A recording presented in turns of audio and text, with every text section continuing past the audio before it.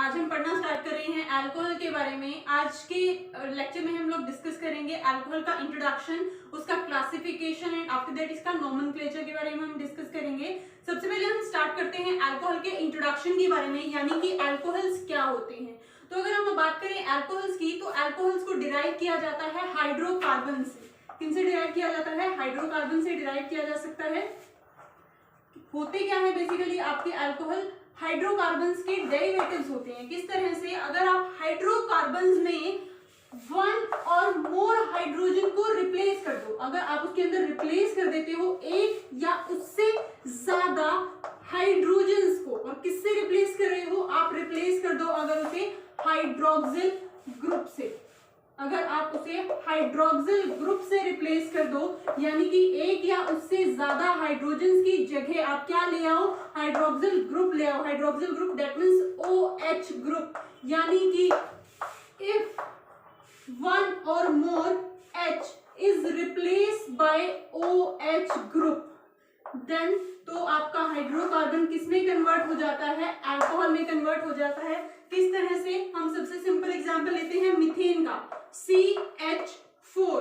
अगर यहाँ पर आप इन चार में से किसी एक या एक से ज्यादा हाइड्रोजन को भी अगर आप रिप्लेस कर देते हो, CH3, हम एग्जांपल लेते हैं, हम एक हाइड्रोजन को अगर रिप्लेस करते हैं CH3OH, तो ये आपका हाइड्रोकार्बन किस में कन्वर्ट हो गया है यहाँ पर, यानी कि ये आपका क्या है? अल्कोहल है।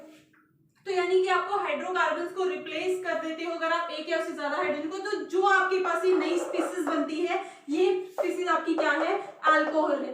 यानी कि आपके जो अल्कोहल्स हैं वो ऐसे हाइड्रोकार्बन्स हैं जिनके अंदर एक डेरिवेटिव, यानी कि जिनके अंदर कौन सा ग्रुप प्रेजेंट है? हाइड्रोक्सिल ग्रुप प्रेजेंट है। तो अगर हम बात करें जो आपके हाइड्रोकार्बन्स हैं, वो आपके हाइड्रोकार्बन्स एलिफेटिक भी हो सकते हैं,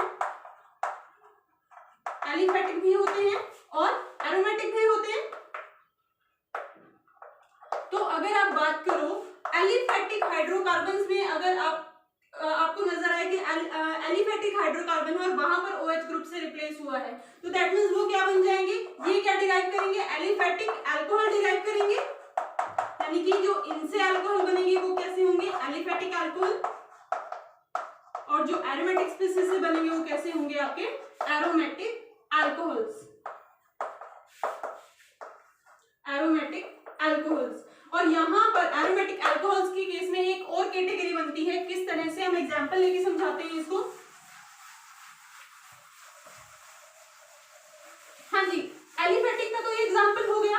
एरोमेटिक क्या है? अगर हम एरोमेटिक स्पीसीज की बात करें, एक मेरे पास बेंजीन रिंग है जिसके अंदर साइड चेन प्रेजेंट है, यानी कि CH2 CH3, एक ये स्पीसीज है, और एक सिंपल बेंजीन या फिर बेंजीन का कोई डेरिवेटिव ही लगा लो, यही सेम एग्जांपल लेते हैं, CH3 CH2 CH3। तो ये है आपके पास। तो हमने कहा हाइड्रोजन को रिप्लेस करना है। अब यहाँ पर आपको बहुत सारे हाइड्रोजन नजर आ रहे हैं, कुछ रिंग के हाइड्रोजन है, कुछ साइड चेन के हाइड्रोजन है। तो यहाँ पर अगर साइड चेन के हाइड्रोजन रिप्लेस करती हूं मैं, यानी कि यहाँ पर एक हाइड्रोजन हटा करके CH3 था, CH2OH हो जाए, तो एक किसकी फॉर्मेशन हो गई? अल्कोहल की फॉर्मेशन हो गई यहाँ पर। बट यहाँ पर रिंग के अंदर भी हाइड्रोजन प्रेजेंट है।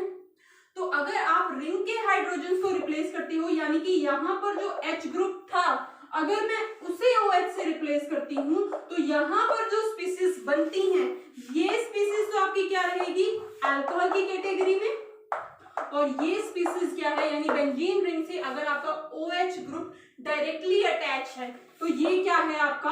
ये है आपका फिनोल, और इसे हम अलग से पढ़ेंगे, ये हमारा अलग से कंपाउंड है। इसके बारे में हम अल्कोहल्स के बाद डिटेल में डिस्कस करेंगे। अभी हमारा मेन फोकस किस पर है? अल्कोहल्स पर। तो यहाँ पर मैंने आपको क्या बताया कि आपके हाइड्रोकार्बन्स जो हैं, हमने उनके अपने अल्कोहल्स के बारे में बात की कि क्या होते हैं अल्कोहल्स। तो आपके एलिफेटिक अल्कोहल्स भी होते हैं और एरोमेटिक अल्कोहल्स भी होते हैं, ये आपके एरोमेटिक अल्कोहल्स हैं।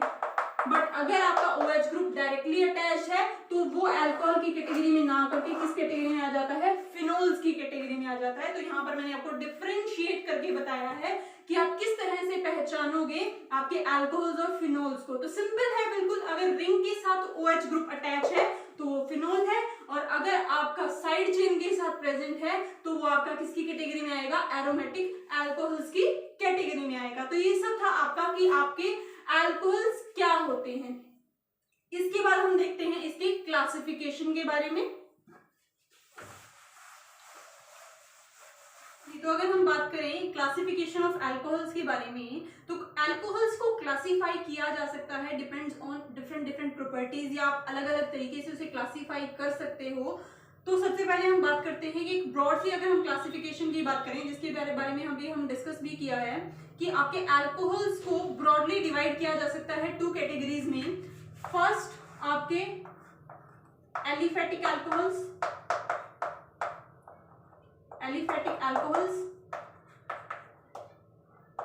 सेकंड है आपका aromatic alcohols.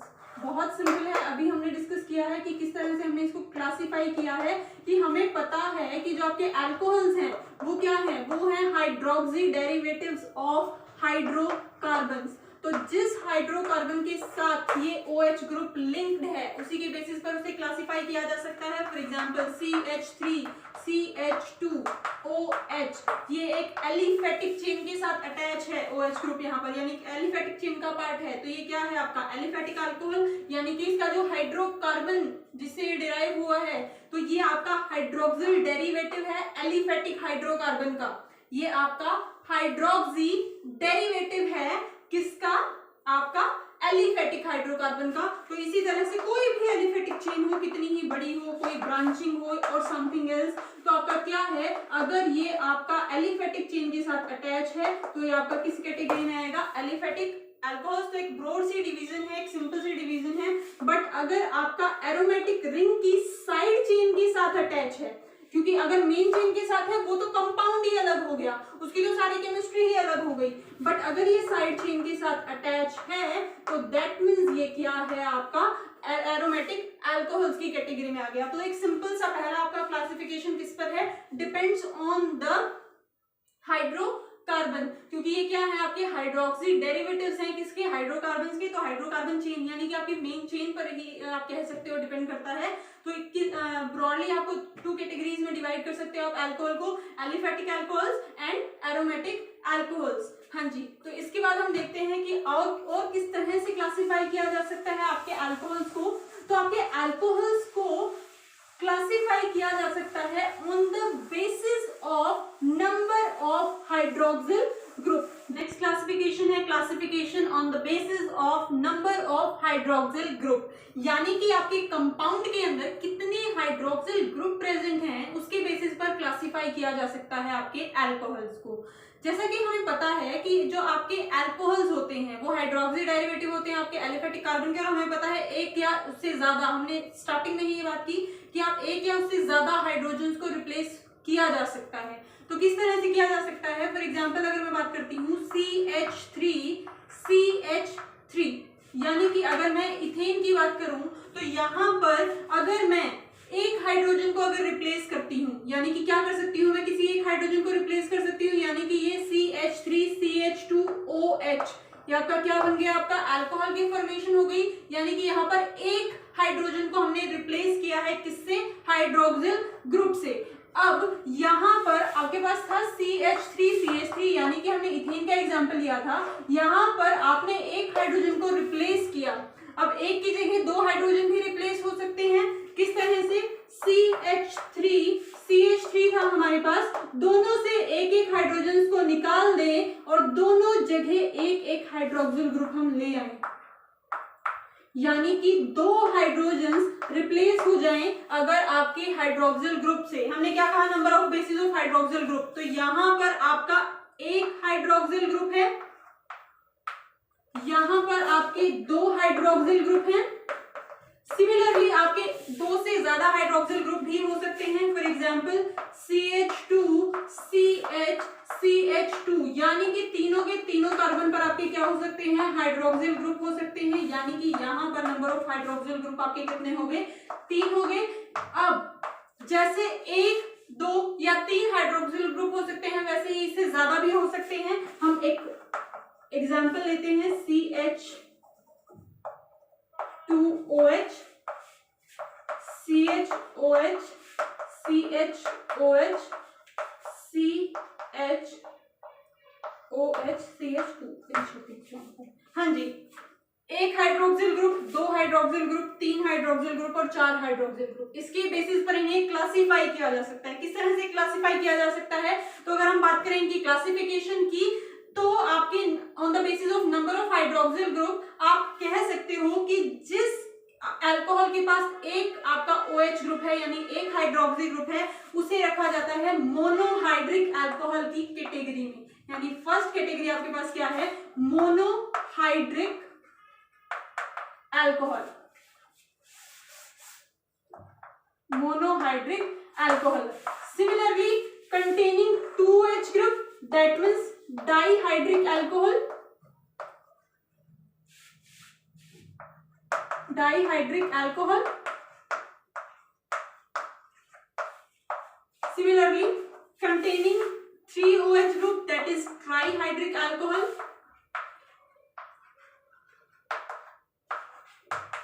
and containing more number of alcohols, that is called polyhydric alcohol. What? Polyhydric alcohol. That means आपके अल्कोहल्स को क्लासिफाई किया जा सकता है in monohydric, dihydric, trihydric and polyhydric alcohols and so on. That means इसमें classify किया जा सकता है। और ये किसके बेसिस पर है? नंबर ऑफ OH ग्रुप के बेसिस पर है, यानी कि कितने हाइड्रोक्सिल ग्रुप आपके कंपाउंड के अंदर प्रेजेंट है। अगर आपका एक प्रेजेंट है तो मोनोहाइड्रिक अल्कोहल होगा, अगर वहां पर दो अल्कोहल्स प्रेजेंट है तो डाईहाइड्रिक, तीन OH ग्रुप प्रेजेंट है तो ट्राईहाइड्रिक, और इससे ज्यादा है तो चाहे वो कितने भी ज्यादा है वो सब किसकी कैटेगरी में आएंगे? आपके पॉलीहाइड्रिक अल्कोहल्स की कैटेगरी में आएंगे।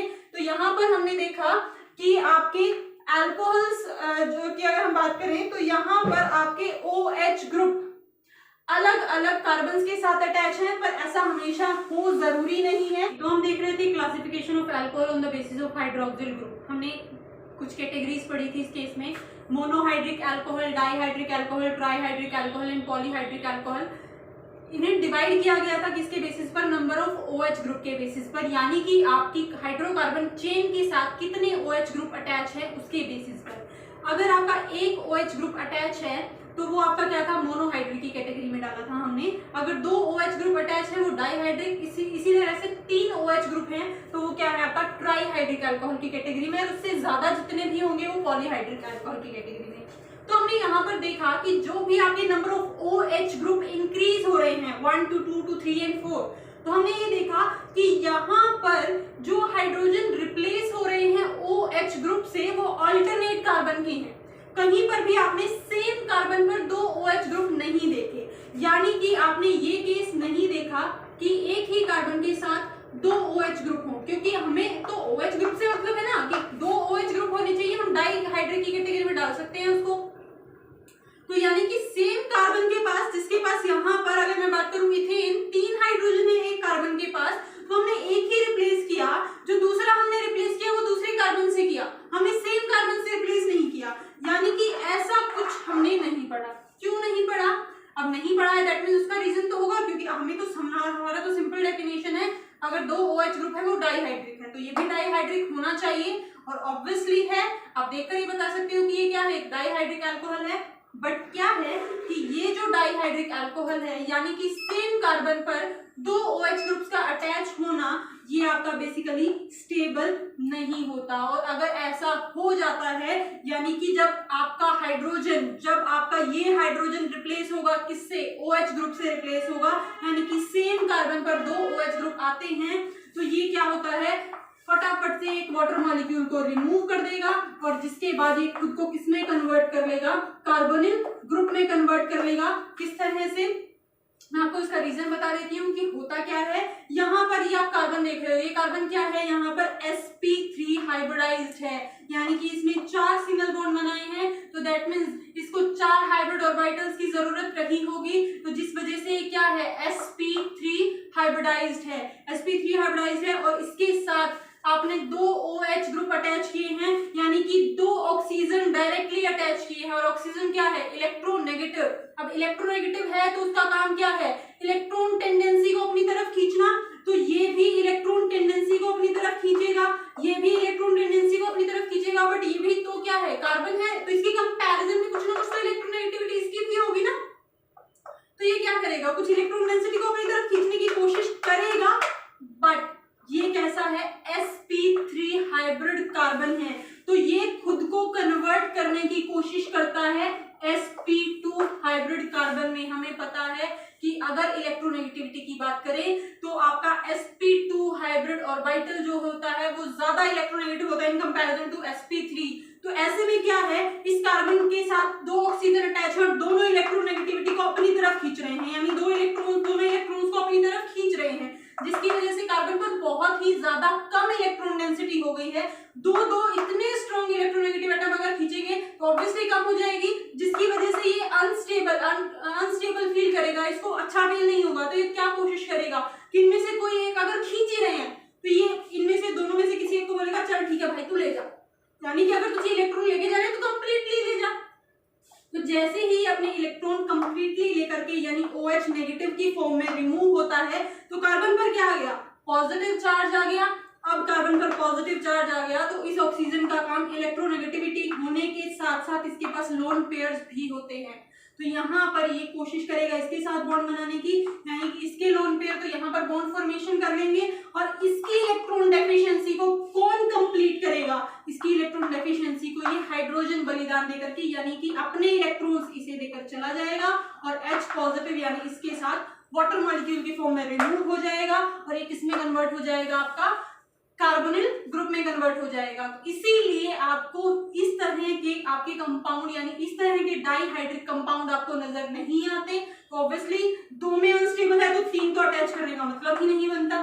तो दैट मींस इसीलिए ये आपका मोनोहाइड्रिक और डाइहाइड्रिक दैट मींस अलग अलग कार्बन पर अटैच जब होते हैं तो आप उसके बारे में स्टडी करने वाले हो, ना कि सिंगल कार्बन के साथ आपके दो OH ग्रुप्स का अटैच होना। तो ये इसका रीजन था कि दो आप कहीं पर भी कोई भी केमिकल रिएक्शन देखोगे तो वहां पर भी जहां पर एक कार्बन के साथ जो कि sp3 हाइब्रिड और जो sp3 हाइब्रिडाइज्ड है, अगर उसके साथ एक से ज्यादा इलेक्ट्रोनेगेटिव एटम अटैच होंगे तो आप देखोगे कि वो कोशिश करेगा कन्वर्ट होने की किसमें, sp2 हाइब्रिडाइज्ड। सिंपल रीजन है, स्टेबिलिटी का रीजन है।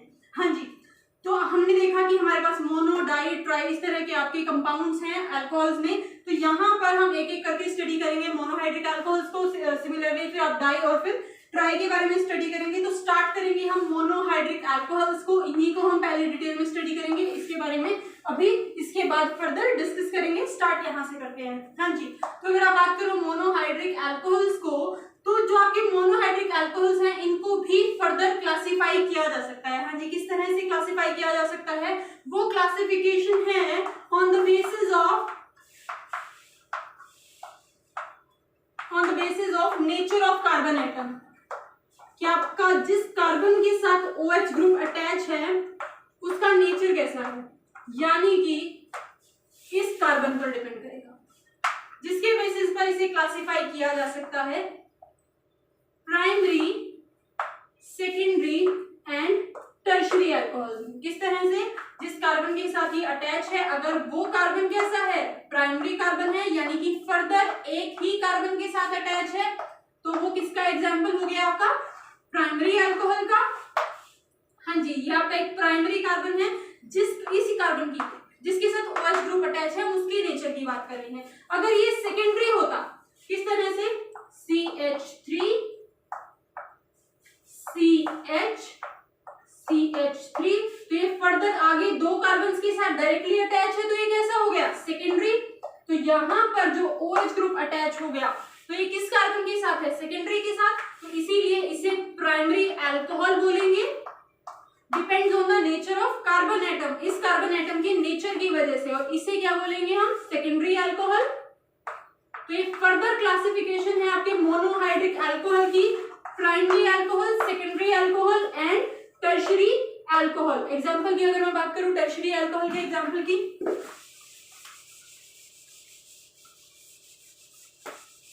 हाँ जी, ये मोनो डाई और ट्राई अलग है और प्राइमरी, सेकेंडरी और टर्शियरी अलग है। जो मोनो डाई और ट्राई है वो डिपेंड करता है नंबर ऑफ हाइड्रोक्सी ग्रुप पर, और ये नंबर डिपेंड करता है आपके कार्बन एटम के नेचर पर। हाँ जी, तो अगर मैं बात करूँ सेकेंडरी का एग्जांपल वापस मेंशन कर लेते हैं यहाँ पर CH3CH CH3OH, ये आपका सेकेंडरी का एग्जांपल हो गया। और ये आप कार्बन जिसके साथ OH ग्रुप अटैच है, अगर वो टर्शरी हो यानी उसके साथ फर्दर 3 कार्बन और अटैच हो, तो ये क्या है आपका, ये आपका एग्जांपल है टर्शरी अल्कोहल का। ये आपका सेकेंडरी अल्कोहल का एग्जांपल है और ये आपका प्राइमरी अल्कोहल का एग्जांपल है। तो दैट मींस मोनोहाइड्रिक अल्कोहल्स को फर्दर डिवाइड किया जा सकता है, फर्दर क्लासिफाई किया जा सकता है on the basis of nature of carbon atom जिसके साथ आपका OH ग्रुप अटैच है। तो इसे क्लासिफाई किया जा सकता है primary, secondary and tertiary alcohols में। हाँ जी, तो ये सब था आपका क्लासिफिकेशन के बारे में। अब थोड़ा नोमेनक्लेचर के बारे में डिस्कस कर लेते हैं।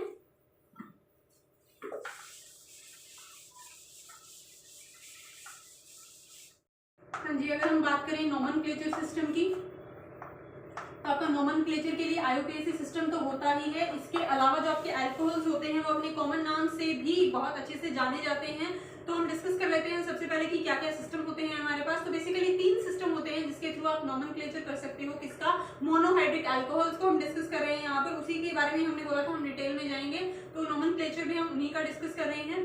तो हाँ जी, सबसे पहले तो obviously common name IUPAC name, और इसके अलावा एक और सिस्टम है कार्बिनोल सिस्टम जिसे बोला जाता है, यानी हमारे पास है कॉमन नेम। इसके अलावा आपका carbinol system and the very famous and important IUPAC name, ये तो आप सबको पता ही है। हाँ जी, अगर हम कॉमन नेम की बात करें तो कॉमनली जो आपके अल्कोहल्स होते हैं वो एल्काइल अल्कोहल्स की फॉर्म में जाने जाते हैं। यानी किसकी फॉर्म में जाने जाते हैं, उनका नाम क्या होता है? Alkyl alcohol. हमें पता है जो अल्कोहल है वो आपके हाइड्रोकार्बन से डिराइव्ड है, यानी वो डेरिवेटिव्स हैं आपके हाइड्रोकार्बन के। तो जिस भी हाइड्रोकार्बन से वो डिराइव हुए हैं उसी के क्या होंगे? वो एल्काइल अल्कोहल होंगे। फॉर एग्जांपल अगर आपके पास है CH3OH, तो ये आपका मिथेन से डिराइव हुआ है, तो ये क्या हो जाएगा? Methyl alcohol. तो इसका कॉमन नेम क्या रहेगा? Methyl alcohol. हाँ जी, इसके अलावा CH3CH2OH सिंपल इथाइल अल्कोहल।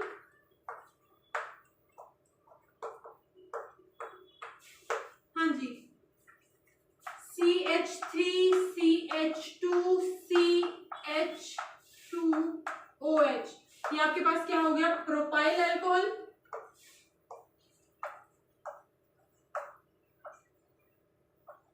हाँ जी, अगर मैं बात करूं ये इसका प्राइमरी फॉर्म है, अगर इसकी सेकेंडरी फॉर्म की बात करूं यानी कि CH3CH3OH, तो ये 3 कार्बन की चेन है। ये क्या है आपका? आइसोप्रोपाइल, ये वाला आइसोप्रोपेन है। दैट मींस ये क्या हो गया? आइसोप्रोपाइल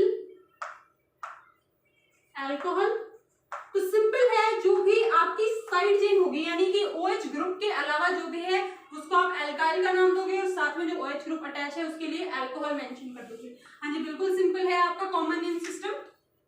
तो ये था आपका कॉमन नेम सिस्टम। इसके बाद अगर मैं बात करूं कार्बिनोल सिस्टम की, कार्बिनोल सिस्टम की ऑलमोस्ट सिमिलर है, बस डिफरेंस वहां पर क्या आ जाता है। अगर मैं बात करूं कार्बिनोल सिस्टम में तो इन्हीं एग्जांपल के साथ देख लेते हैं हम। कार्बिनोल सिस्टम में जो आपका मिथाइल अल्कोहल है उसे नाम दिया गया है कार्बिनोल का। जो मिथाइल अल्कोहल है वो क्या है आपका? कार्बिनोल है। हाँ जी, मिथाइल अल्कोहल ये क्या है आपका? कार्बिनोल। तो ये आपका कार्बिनोल है, तो इसके अलावा जितने भी ग्रुप अटैच होंगे वो क्या हो जाएंगे? वो इसके डेरिवेटिव्स हो जाएंगे। यानी कि जिस तरह से अगर मैं यहाँ बात करूं तो यहाँ पर कार्बिनोल के साथ क्या अटैच किया गया है? एक मिथाइल ग्रुप अटैच किया गया है, तो ये क्या हो जाएगा? Methyl carbinol. क्या हो जाएगा? ये मिथाइल कार्बिनोल। हाँ जी, बहुत सिंपल है। CH3OH हमारे पास क्या है? कार्बिनोल। तो जब भी आप कार्बिनोल सिस्टम के अकॉर्डिंग जाओगे तो इसको नेग्लेक्ट, इस कार्बन को नेग्लेक्ट करके चलोगे, क्योंकि ये ग्रुप तो हमेशा क्या रहने वाला है? कार्बिनोल रहने वाला है। यानी कि ये ग्रुप यहाँ पर भी क्या रहने वाला है? कार्बिनोल रहने वाला है। अब आप ये बेसिकली क्या है? एल्काइल कार्बिनोल हम इसे बोल सकते हैं। तो यहाँ पर इस ग्रुप के अलावा जो भी है वो एल्काइल ग्रुप है। किस तरह से? तो अगर मैं यहाँ बात करूं तो यहाँ पर क्या अटैच है? इथाइल अटैच है, तो ये क्या हो जाएगा? इथाइल कार्बिनॉल हो जाएगा, इथाइल कार्बिनॉल। वहीं पर अगर मैं इस सिस्टम की बात करूं, यहाँ पर ये तो क्या है? कार्बिनॉल, और इस कार्बिनॉल के साथ हमारे एक ये CH3 ग्रुप अटैच है, एक ये CH3 ग्रुप अटैच है। दैट मींस यहाँ पर दो मिथाइल ग्रुप अटैच है, तो इसका नाम क्या हो जाएगा? Di methyl carbinol. हाँ जी, बहुत सिंपल है। ये आपका यानी जो आपका मिथेनॉल वाला पार्ट है, जो आपका मिथाइल अल्कोहल वाला पार्ट है, वो तो क्या है? कार्बिनॉल है। यानी ये कौन सा सिस्टम है? कार्बिनॉल। तो इसका नाम रहेगा कार्बिनॉल, बाकी सब इसके क्या है? एल्काइल डेरिवेटिव है। फॉर एग्जांपल एक और एग्जांपल डाल लेते हैं हम यहाँ पर, टर्शरी अल्कोहल वाला एग्जांपल भी डाल लेते हैं।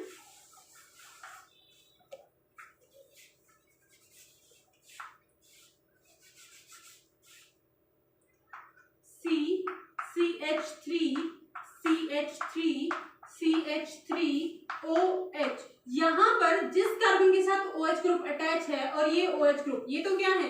कार्बिनॉल, और इस कार्बिनॉल के साथ एक मिथाइल ग्रुप यहाँ, एक मिथाइल ग्रुप यहाँ और एक मिथाइल ग्रुप यहाँ अटैच है, यानी कि 3 मिथाइल ग्रुप अटैच है। तो ये क्या हो जाएगा आपका? Tri methyl carbinol. यानी कार्बिनॉल सिस्टम के साथ आपके 3 मिथाइल ग्रुप अटैच हैं। तो बहुत सिंपल और कॉमन है ये। तो कॉमन नेम में क्या है आपका? अल्काइल अल्कोहल, और कार्बिनॉल सिस्टम में आपका क्या है? Alkyl carbinol. तो अब हम बात कर लेते हैं IUPAC के।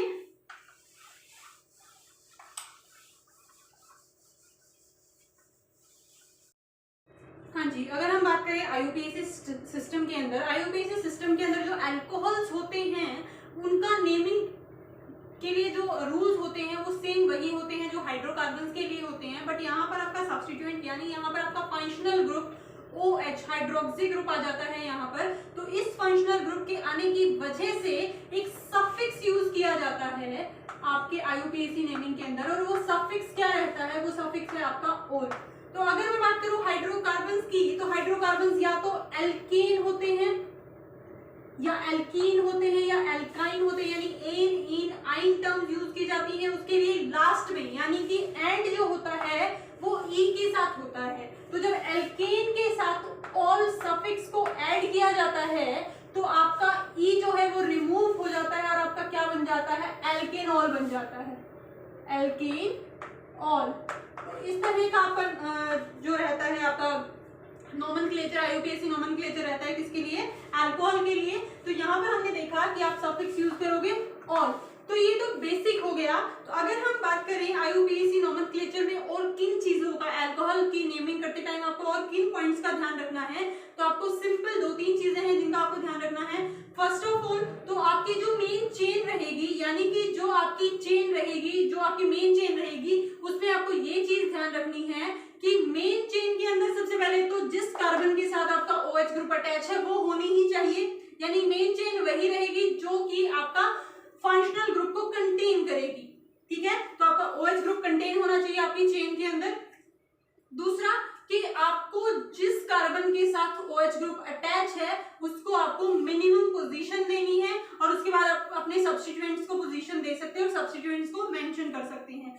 एक एक करके हम कुछ स्टार्ट करते हैं, यानी एक एक करके नेमिंग स्टार्ट करते हैं उसके बेसिस पर। सबसे पहले हमने क्या कहा? मेन चेन सिलेक्ट करनी है। तो यहाँ पर अगर मैं इस एग्जांपल की बात करूँ तो सिंपली हमें एक चेन नजर आ रही है।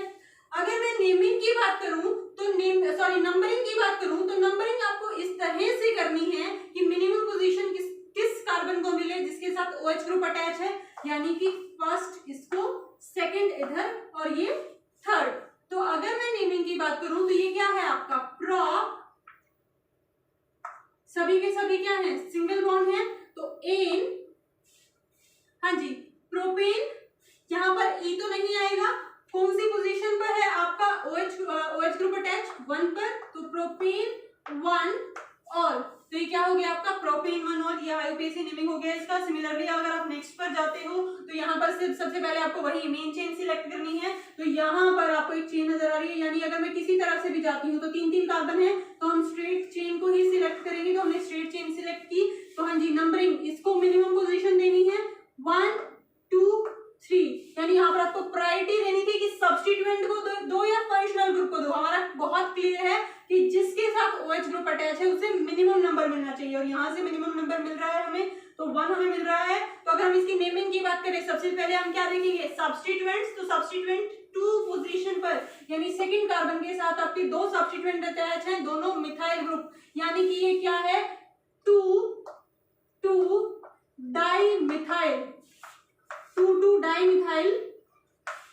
हाँ जी, 2 डाइमिथाइल। अब मेन चेन आ जाती है, सब्स्टिट्यूएंट की नेमिंग हो गई 2 डाइमिथाइल। 3 कार्बन है, प्रोप, सिंगल बॉन्ड है एन, 1 पोजीशन पर आपका क्या है, ऑल। तो ये क्या हो गया, 2 डाइमिथाइल प्रोपेन 1 ऑल।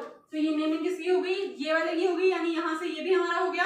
हाँ जी, नेक्स्ट आते हैं, यहाँ पर आपके पास चॉइस है, ट्रिपल बॉन्ड है और आपका क्या है, फंक्शनल ग्रुप है। तो आप किसे प्रायोरिटी देंगे, सिंपल आपको फंक्शनल ग्रुप को ही प्रायोरिटी देनी है।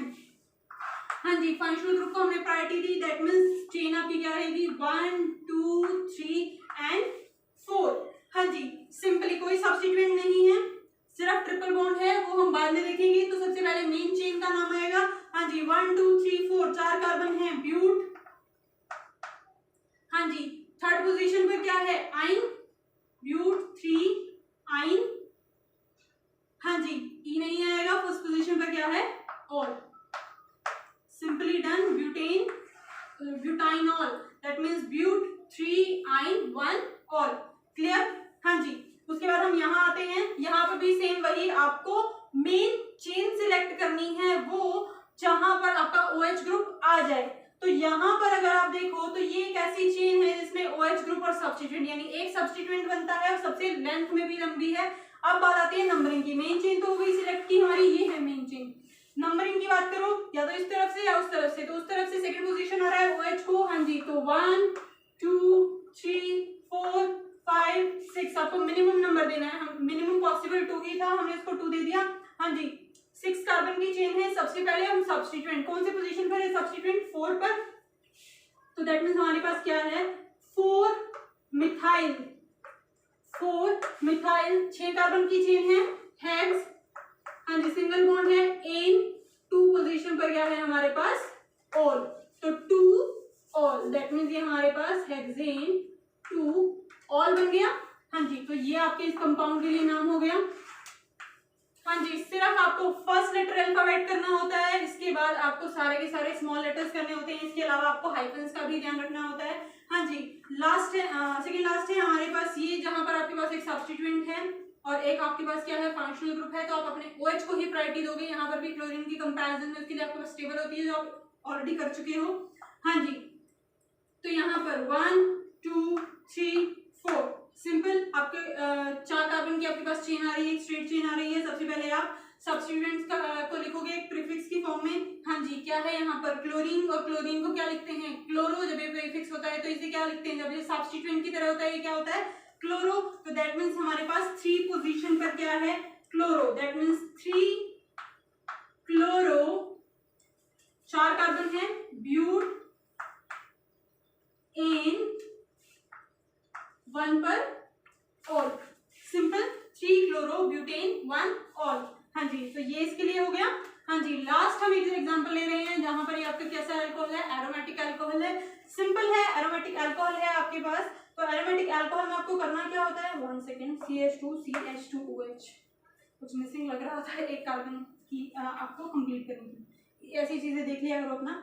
हाँ जी, अगर हम बात करें एरोमेटिक अल्कोहल्स के बारे में, तो एरोमेटिक अल्कोहल्स में हम यहाँ पर सबसे पहले आपको क्या करना होता है, आपकी मेन चेन वही रहती है जहां पर OH। तो आपकी मेन चेन क्या है, ये है। हाँ जी, अगर हम नंबरिंग करते हैं 1 2, यहाँ पर आपकी benzene ring as a substituent present है, तो नेमिंग में आप सबसे पहले सब्स्टिट्यूएंट का ही नाम लिखते हो। और बेंजीन जब एज अ सब्स्टिट्यूएंट होता है तो वो क्या होता है, फिनाइल।